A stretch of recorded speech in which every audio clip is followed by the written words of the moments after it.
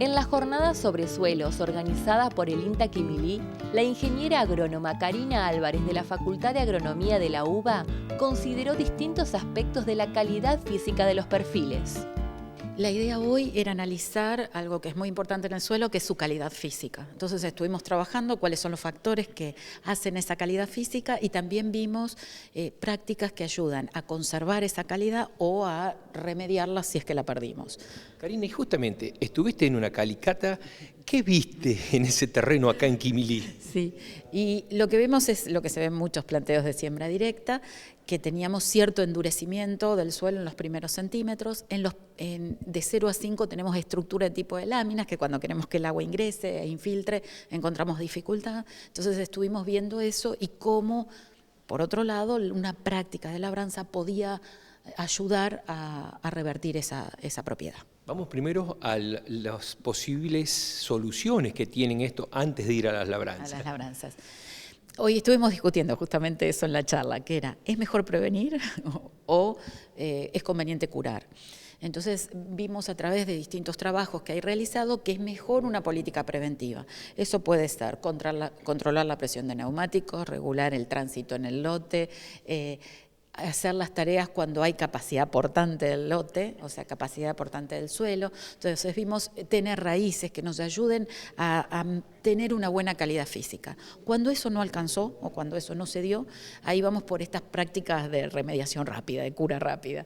Y vimos como este ejemplo la labor mecánica.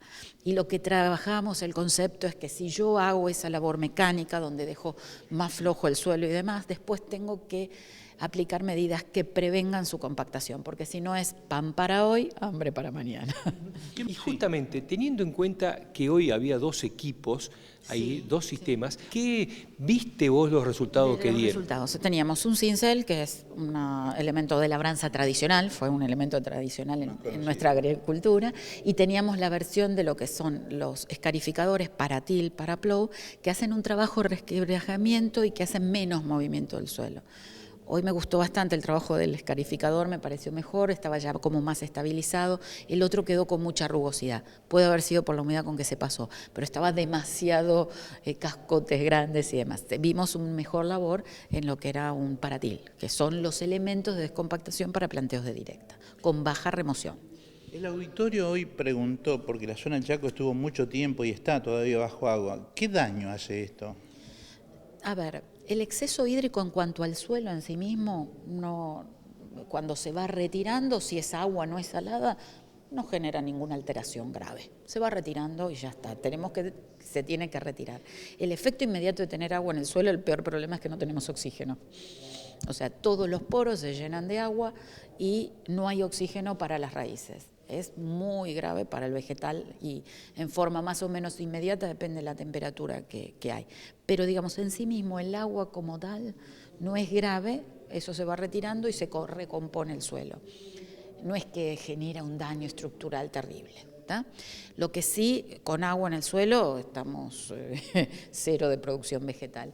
Y otra cosa es preguntarse si esa agua tiene sales, porque eso sí tiene otro efecto, que cuando se retira me deja sales. Y ahí sí pasa un tiempo hasta que el cultivo... La sal viene acá en la zona por los escurrimientos, ¿no? No, sí, en general, o los desbordes pueden provocarlo y demás.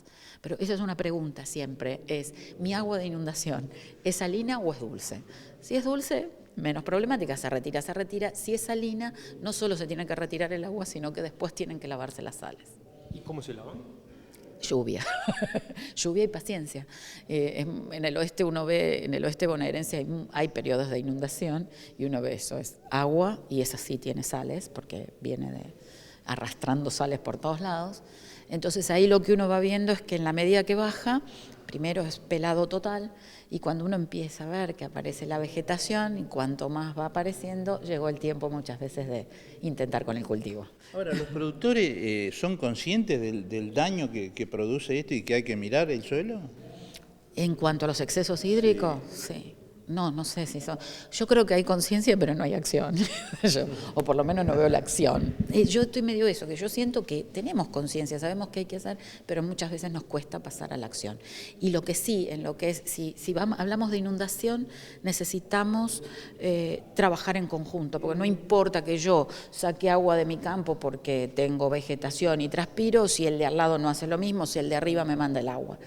Ahora, si hablamos de que en la cuenca se empieza a manejar, hay más índice de cultivo y demás, podemos transformar muchas cosas. Transformar agua en vegetales, y vegetales es materia orgánica para el suelo.